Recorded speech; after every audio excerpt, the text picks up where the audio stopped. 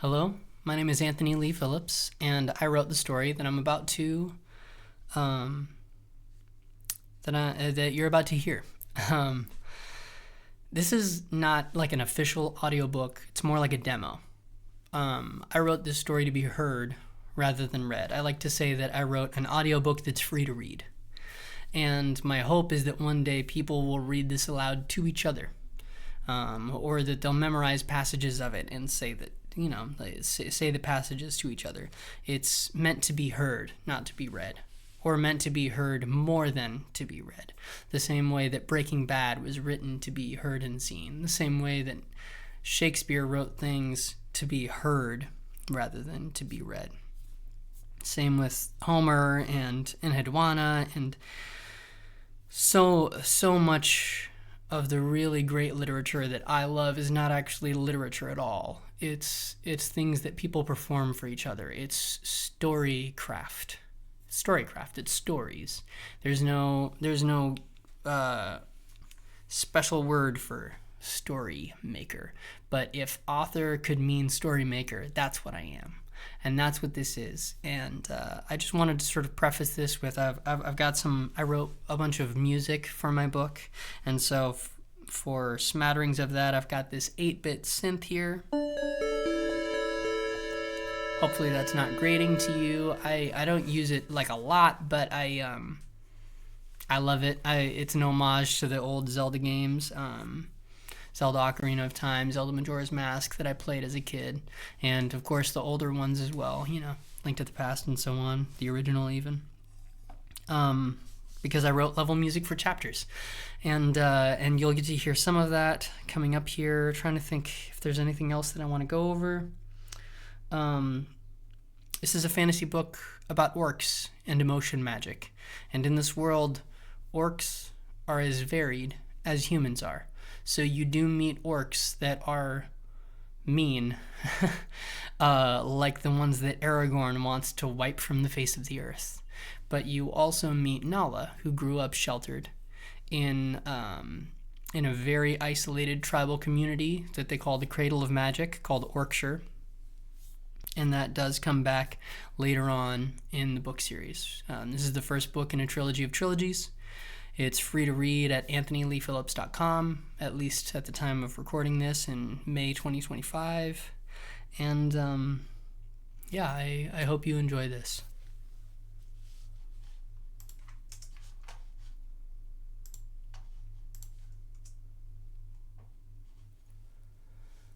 Moonthread by Anthony Lee Phillips. Me. Prelude.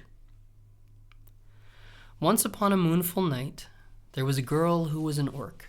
She had gold-slitted eyes and dark green skin. Her black hair, when light touched it, drank it in. And when she turned 11, she began to have true dreams.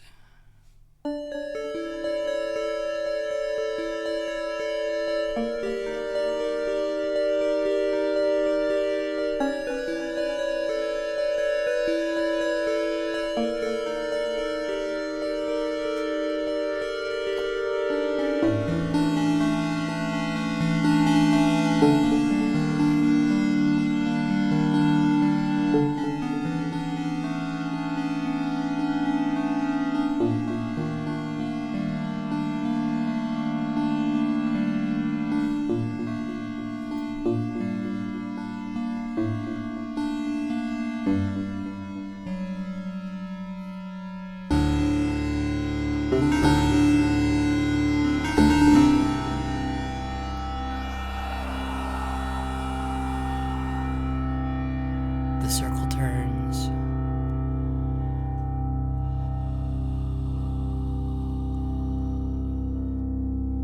The circle turns.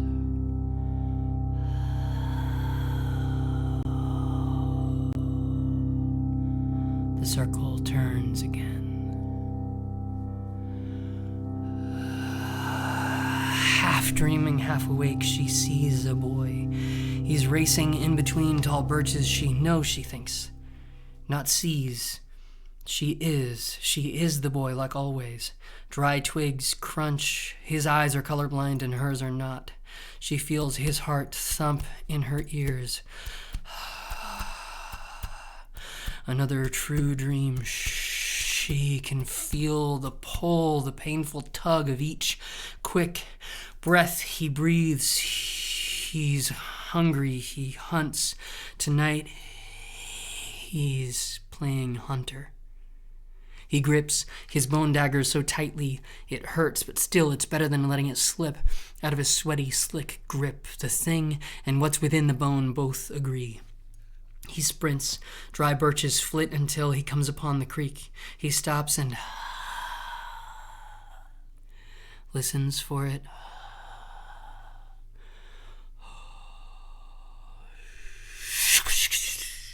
A rustle in the brush. His eyes pursue it.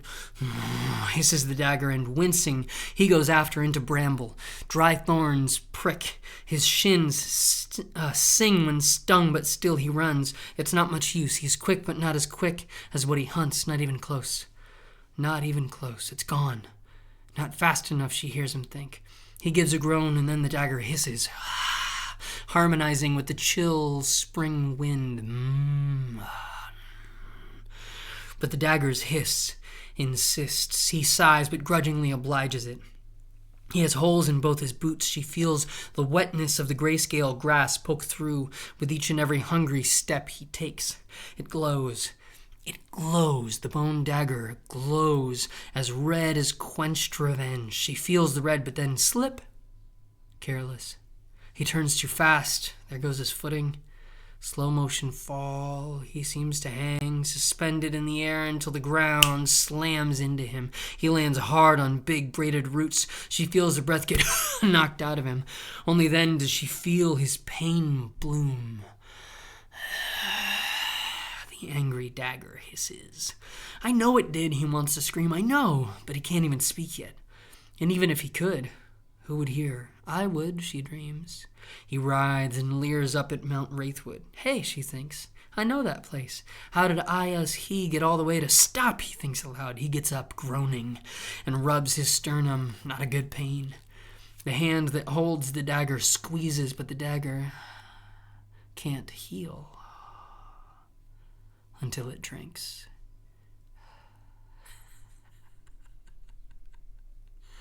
Fine, the boy shouts. The spirit grins. The girl goes hollow. For the second time, he says it quiet. Fine. No, thinks Nala. Defeated now, he lets please, she thinks. The spirit don't. In. He moves with new speed, so fast he gets lightheaded, and so does the dreamer. The world leans red. Each shadow seems to recoil away from Red Day's touch. Within a dozen hateful, hobbled breaths, he knows, she thinks again. He pins some furry, don't do it, howling creature, please. And as the dagger flays, Nala's eyes snapped open. She blinked the bleariness away. She lay there in the dark, safe on her back in bed. Her heart was thumping in her ears, but all around her the day was peaceful. Day, she thought. It had been day in her dream, her daymare. She shook it off and clenched her eyes shut. Just a dream, thought Nala. The last thing she had seen was the doomed creature's eyes, and it had been... Its eyes were... just a dream. Her tusks were finally beginning to come in, which was more painful than she'd expected it to be. Her gums were always sore, but at least now they were more like tusks. Before, they'd just been long, thin teeth, like cat fangs, wimpy, at least in her case. She listened to her heart thump as she looked at the ceiling, watched slivers of light flutter through the shadows, slicing in through heavy closed curtains. Nala's black hair fanned out all around her, like tendrils of a dark halo, like bottomless shadows, keeping her safe from sun and suffering in daylight and bad dreams. The warm wind rolled off of Mount Wraithwood, buffeting Nala's window.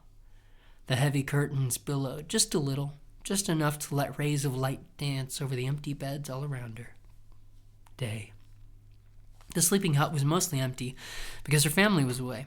It was just Nala and her grandma's small snoring. Hungry Day pried at the edges of the cottage's tall windows, but the meat of Day's harshness was held at bay by 3 huge curtains, old curtains, almost as old as she was.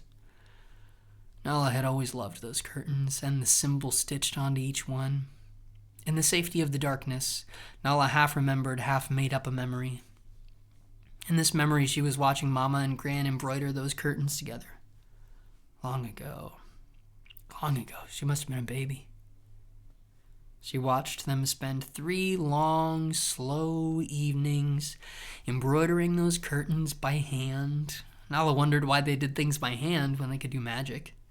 The symbol was their family's symbol, the symbol of the Dogmores, sister moons, one full and one empty, side by side but not touching. For the empty moon, they used black thread. It was the blackest thread they had, but even that was not as black as Nala's hair was. Nala's hair drank in all the light that tried to touch it. But for the full moon, they used moonthread. Moonthread was only made in Yorkshire. It was colorless gray in the day, but when the moon touched it, the thread glowed and cycled through every color. Sometimes the colors went slowly, sometimes fast, like a hovering hummingbird. But that was only when the moon touched it. It was day, so it was gray, and Nala's heart could not stop racing. Just a dream, Nala thought. Hummed her shadow as if to say, "You're safe. Breathe deep." Nala tried to, but the breath came out all rattly. The curtains kept the shadow sinking and kept the young girl safe. Nala closed her eyes. The wind kept hissing, but it was also distant now. The wind and all the hunger, the day, and even Gran. Nala breathed in deep, just to dream, and let herself get heavy, and hoped she wouldn't dream.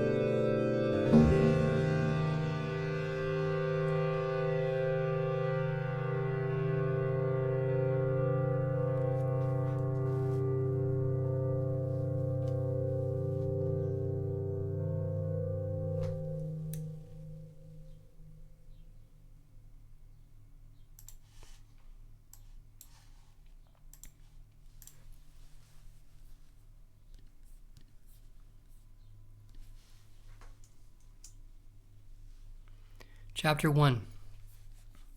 Orkshire Valley in the spring. "Do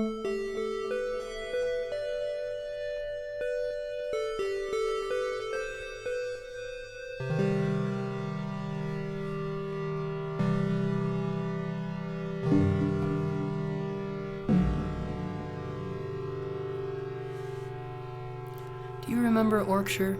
she said. The woman's old voice was husky, rusty, little used.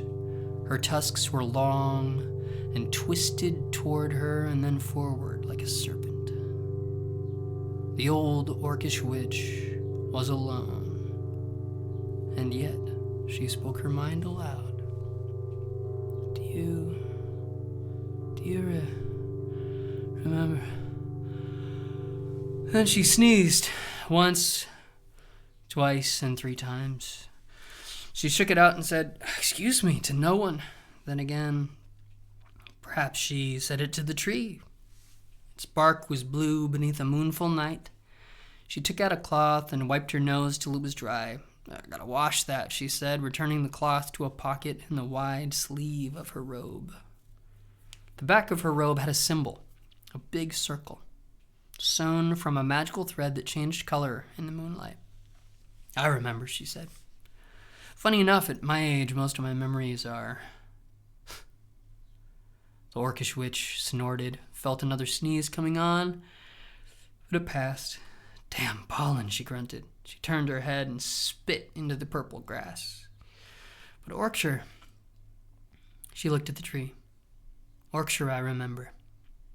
The witch put one wrinkled palm against the tree. Her skin was green-gray against the blue-brown bark, a blue so dark it was nearly black. Her hand listened for something like a heartbeat, expecting it to be faint. She expected it to be faint, but she expected it to be there. Her calloused palm knew how to listen, but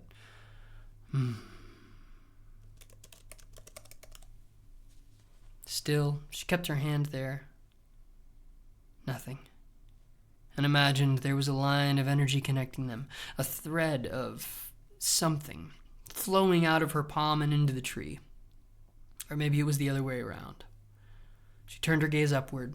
"Beautiful night," she said, wistful. Then her lips curled into a smile over her tusks. "Ooh, below, I sound like my gran." She laughed until silence gathered round her again. "But it is," she told the tree. "It is a beautiful night. I think this place is finally getting some of its old character back. What do you think?" No answer. Her hand hummed with an aura of something, the color of Moonthread, sending the gentle merging magic in through the bark, through dense rings of tree flesh, to the heart of the thing. Still, no answer. "Be here," the old woman whispered. There was magic in her plea. "Be here. Listen, say something. Please." Silence. She sighed and patted the tree. Then she remembered a song she made up when she was a kid. It was a song with so many verses written over so many years they began to peel away like leaves off a tree on a windy night in autumn. It was spring all around her, but autumn in her heart. Orkshire Valley in the spring means moonlight rinsing everything. At first she spoke the words like a poem. Full as a coin and dry as a bone. A sprawling web, speckled with dots of dew, is quivering in the night, and purple trees.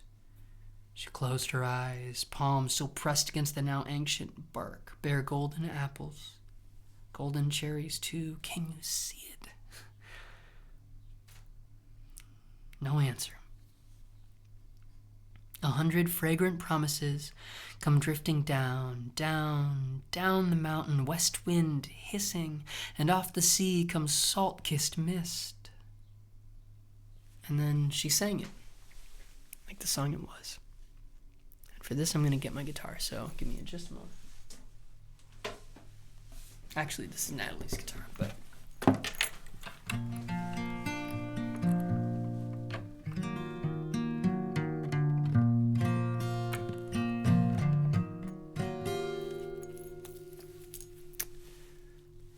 Yorkshire Valley, Yorkshire Valley in the spring means moonlight rinsing everything, full as a coin and dry, dry as a bone. Purple trees rustle, the wind's got a chill, a memory of winter, there's frost on the sill. Look at the moon, caped in bright stars.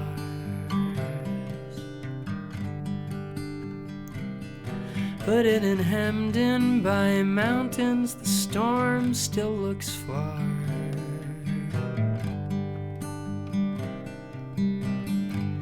At least it did then. Yorkshire Valley in the spring meant boats were skimming down the stream. Magic in each living thing, magic in the way we sing. What did we sing? The cedars were swaying. What was the song? How did it go? Come home to the cinnamon, bloom wild to the berries, stay dead to some demon I didn't know, back soon to the fairies. Yorkshire Valley in the spring means moonlight rippling in the clean, bubbling stream. The red wind was hissing.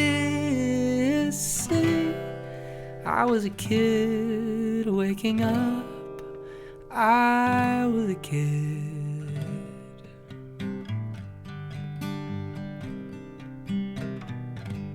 Was I ever so young?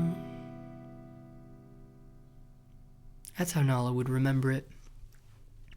In those days, the early chapters of her life, Yorkshire Valley was a peaceful place. It was the kind of place that was wet year-round, but the air never got humid or heavy. Summers were brief, and each season saw rain, but Nala didn't mind. She was a rain dog. Nala's house was on the east side, in an orchard on a mountain that overlooked the valley.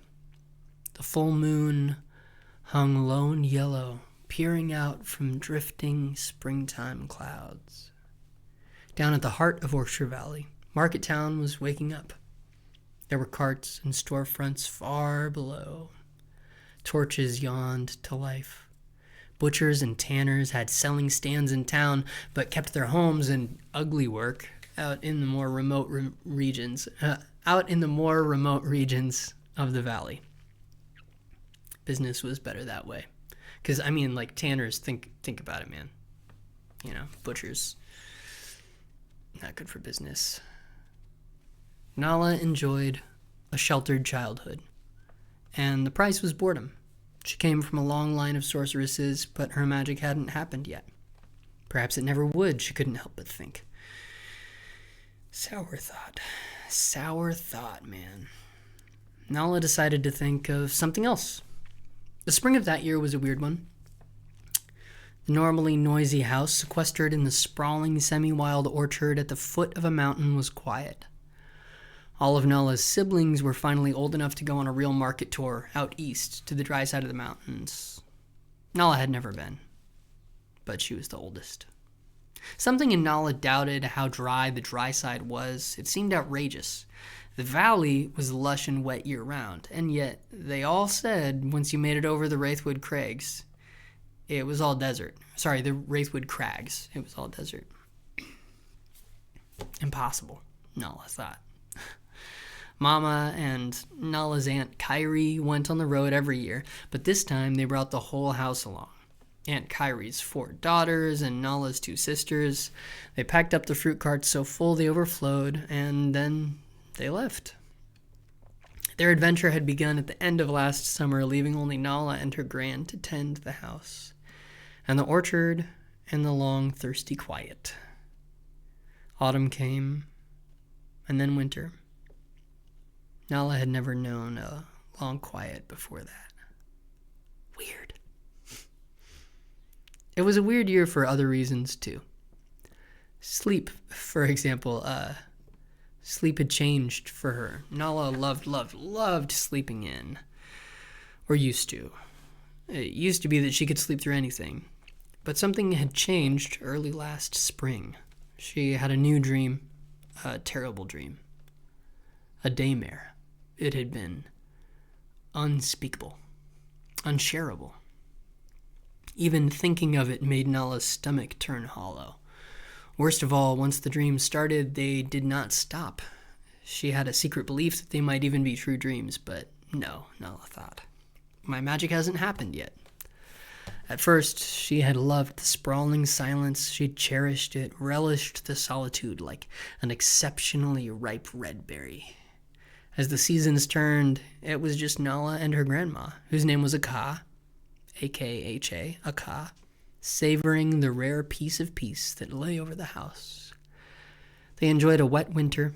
Most nights the pair of them huddled over the soup cauldron and made up stories together, while the rain played the awning like a drum. Gran Aka was full of stories and recipes and poems and small spells. After a full season, Nala began to get lonely. Her wish for quiet had come true too much. Now that she had enough time to herself to miss her loud family, she felt bad for ever wishing them away. Guilt began to bloom like mold, souring the sweetness of the winter's vast emptiness. Still, the stories were flowing, and this was the year that Nala learned how to cook. Gran taught her to clean a salmon, which she hated, and helped Nala make up her first poem, which exhilarated her. Now it was spring, and the rest of the family was still gone. Mountains and rivers and dense trees kept the wide world long at bay, but so did all the magic. There was magic in the flowers and the fruits. The orchard tulips whispered forgotten secrets to the purple ridge daisies. There was magic in the birds and bugs and bitter winter wind that bites long after winter is gone. In many ways, this is where and when Nala's story began. She learned so many things that spring, but wished that Gran had bothered to teach her some magic. Nala didn't want her only power to be having bad dreams. She never told anyone about the dreams, especially when they were bad ones. And she only remembered the bad ones. Beautiful night, her Gran Aka said. And Nala snapped out of deep thought.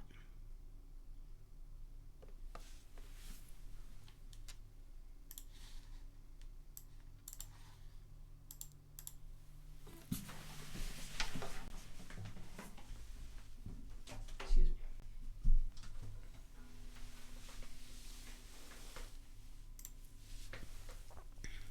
And now, for the next chapter.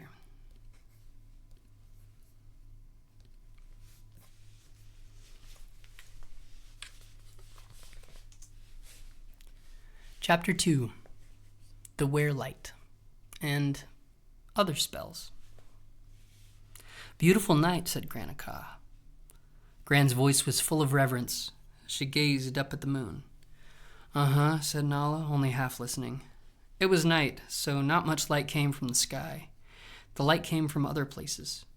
The cook fire burned red beneath the bubbling cauldron of stew. It looked like slop, but smelled like salvation. First meal's done, Gran said. Nala looked up and watched Gran dip 2 fat soup mugs into the cauldron to fill them. The mugs were homemade, like most things in Nala's house. Both cups were crafted from the same streaky clay, and both cups had the same lip for sipping on soup. But that was where the similarities ended. Gran's mug looked Gran's mug looked elegant and was glazed a smooth gradient of dark green and bright blue. It turned teal where the colors crossed, and it had 2 handles. The mug was so symmetrical, so balanced and beautiful and easy to hold. Could have been sold in the market. Nala's mug was Nala-sized. She had painted it herself, and it was covered in spatters of every color she could get a hold of. That was way back when she was a kid. Well, a little kid. Back when she was 9, a lifetime ago. 11 felt so much older than 9. "Smells good," Gran said. Nala agreed, but she was in a bad mood, so all she did was grunt. The full moon was right behind Gran, silhouetting her. She used a pocket rag to wipe the lip of Nala's mug clean before handing it over to her. "Here you go," Gran said, then served herself. "Let's eat as we walk, come on." "Can't we just wait?" Nala whined. "Up," Gran said, blowing on her mug to cool it. "Let's hit the road. If I'm going to do this, I'd like to get it over with, and I definitely don't want to be late." Nala didn't bother to hide her disappointment. She didn't like being rushed. But once they were walking, it didn't take long for the soup to be cool enough to eat. And once she'd eaten, Nala's mood did brighten.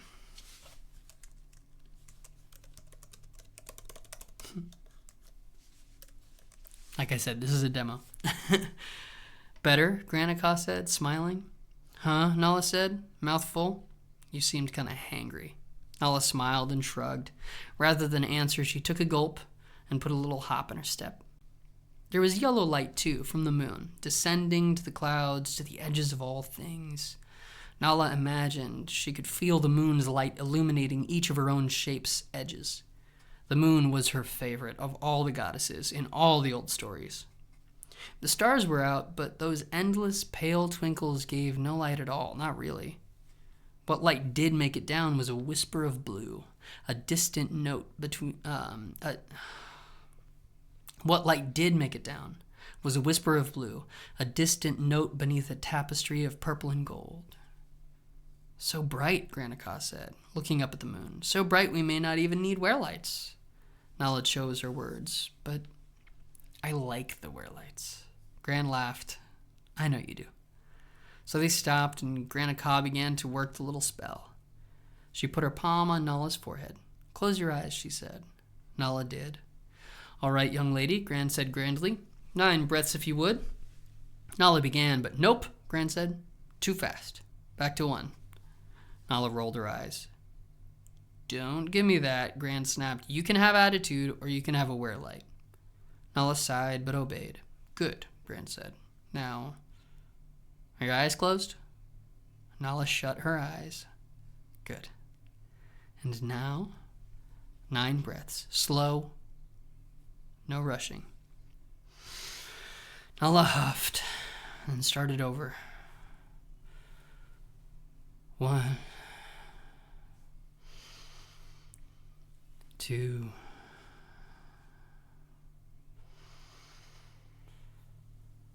3.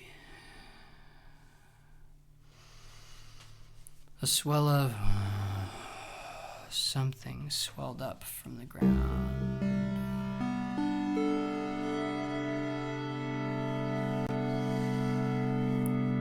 4. Something rang inside of Nala. 5.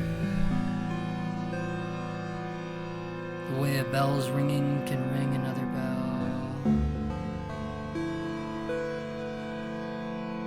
6. Swelling.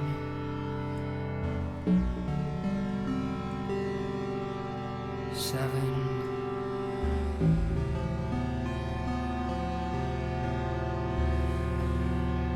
8.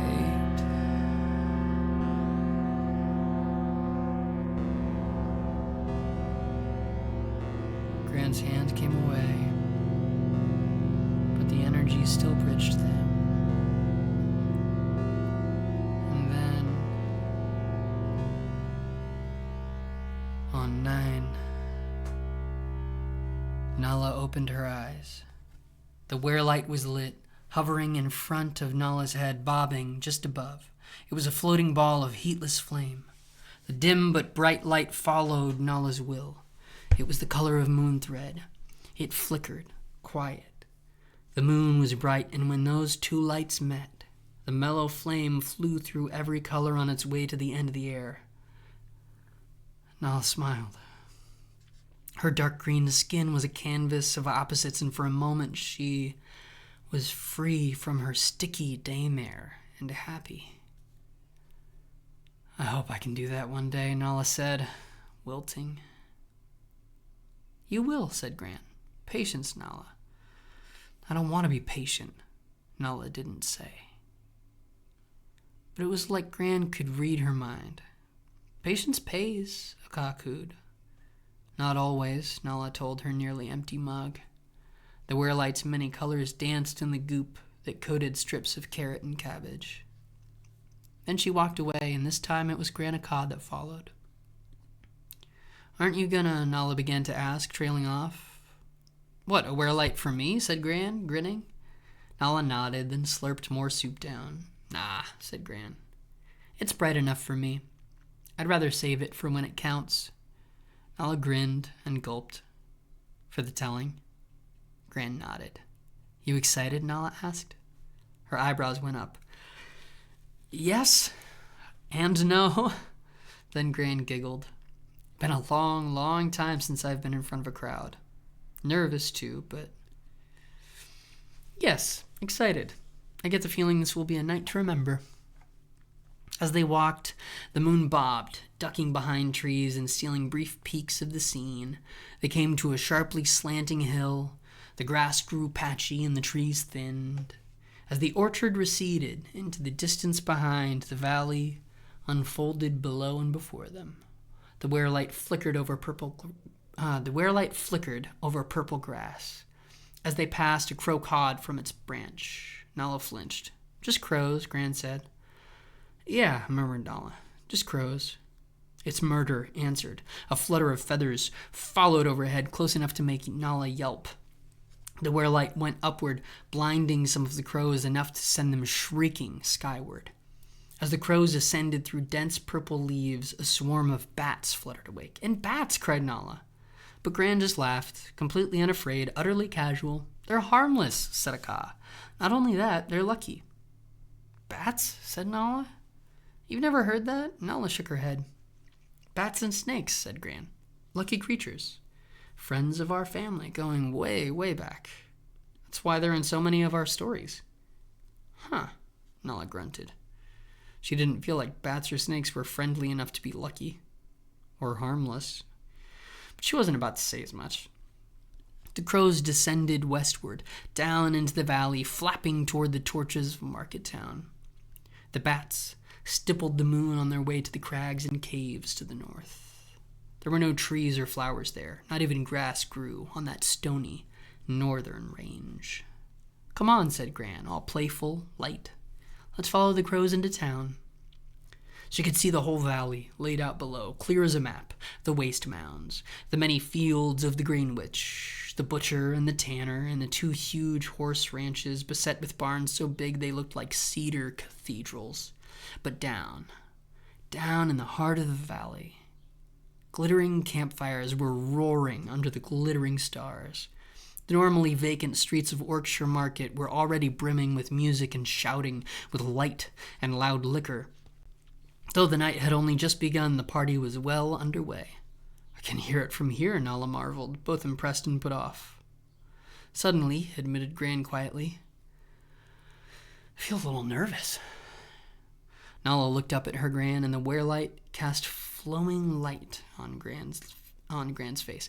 Nala looked up at her Gran, and the werelight cast flowing light on Gran's face. You're gonna do great, said Nala. Gran laughed nervously. Besides, said Nala, I want to see you do a telling. What are you talking about? Gran said. You see me do tellings all the time. Nope, Nala said. Gran made a face. No, you've brought me to lots of tellings, Nala said, but then Nala shrugged. Huh, Gran said, reaching for a memory that wasn't there. That's a lot of people, isn't it? It is, said Nala. Big crowd, though. Gran couldn't help but grin. Aka had been a sorceress of some renown and even infamy, but Nala had only ever heard stories. A telling was a kind of story, but a specific kind.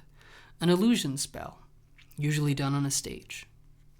Not to say Nala hadn't ever seen Gran do magic. No. She'd seen Gran do petty spells, green singing, cut stitching, little things like that. Even though she'd never seen her Gran work an illusion, something in Nala's gut told her Gran was very, very good at it. Please, said Nala. Come on, don't chicken out on me. That made Granica laugh. What is that phrase? Gran said. You know, scaredy chickens, Nala said, sheepish and blushing. Can't hold their courage, run away at first danger. You've never heard that? Granica shook her head. Who else says that? I don't know, said Nala. There were people, but suddenly, under pressure, every name Nala knew flew out of her head. But chickens aren't scaredy, Gran said.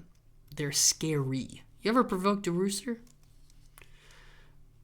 Well, yeah, Nala lied, but no, I guess I haven't, but Granica laughed. Nala caught Gran's glee, even if it was at her own expense. You've really never seen me do a telling, said Gran. Not once, said Nala. Huh, Gran said. In the nearby brush, some furry creature flitted by. Nala flinched and turned to see. Everything okay? Gran said. Huh? Nala grunted. Her eyes scanned the bushes nervously. It got a little jumpy there. Nala wasn't really listening. She was still scanning, looking for... She saw it. Her eyes locked onto the creature. She recognized it from her daymare. A furry thing. Something between a rat and a rabbit. Blood matted its fur on one side. Its little family flitted after it, and Nala noticed that it was the only parent in the little pack. They were all scrambling away from Mount Wraithwood. The wind rolled through the leaves and startled the creatures into action. They bounded away. What is it? Granica asked. Everything okay? Nala nodded. Uh-huh. Sorry. They went on. Nala thought about the boy from her daymare. Had he cooked the creature that he'd caught? She wondered if he knew how to cook. She hadn't till a month or so ago. Something told her they were about the same age. She wondered if he'd cooked it wrong and gotten sick. Nala did that once, not so many days ago, and if he didn't have enough Look, Granica said softly. Nala snapped out of it. They'd been walking, but the time had disappeared, almost like she'd blacked out, and her body had been moving independently of Nala's will. The pair was now strolling across the flat-bottomed sprawl of the valley, with the hills and the orchard, and Mount Wraithwood now far behind. What is that? Gran asked. Worry and disgust painted her grandma's mellow voice. What's what? Nala asked. Then she looked where her Granica was looking. Market Town's lights looked different now that they were up close, and Nala was able to appreciate all the decorations for the Spring Dusk Festival. The smell of bread announced the Grain Witch, even half a league away.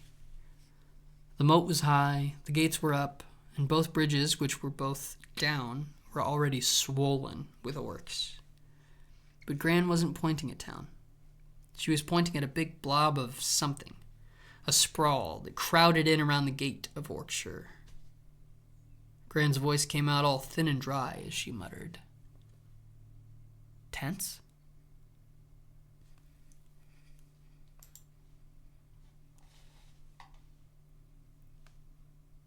And that's the first 3 chapters. I think I'm going to do 3 chapters at a time. As you can tell, it's not like a finished, polished thing, right? This is very much like me sharing the story, and it's just like hanging out with me. I'm not a polisher.